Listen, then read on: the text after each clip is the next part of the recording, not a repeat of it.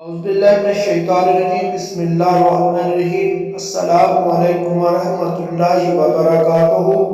مال و دولت پانے کا وظیفہ، ان دنوں کا مال و دولت پانے کا وظیفہ اور اپنی تنگدستی دور کرنے کے لیے میں آپ کو ایک آزمایا ہوا وظیفہ بتاتا ہوں۔ اس وظیفہ کے چند دن پڑھنے سے پریشان انسان کے لیے غیبی امداد حاصل ہوتی ہے، پریشانی ختم ہو جاتی ہے اور رزق کی فراوانی شروع ہو جاتی ہے۔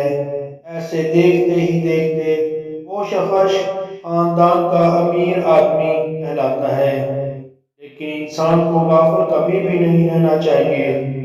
جو شخص بلا ناغہ روز 3 بار درود شریف ابراہیمی اور پھر 90 مرتبہ یا مالک کو اور آخر میں 3 بار پھر درود شریف پڑھے گا اور گھر میں داخل ہونے سے پہلے السلام علیکم ورحمۃ اللہ کہے گا، گھر میں کوئی ہو یا نہ ہو، چند دنوں بعد خدا کی رضا سے اس کے رزق کے دروازے کھول دیے جائیں گے، اتنا زیادہ رزق حاصل ہوگا۔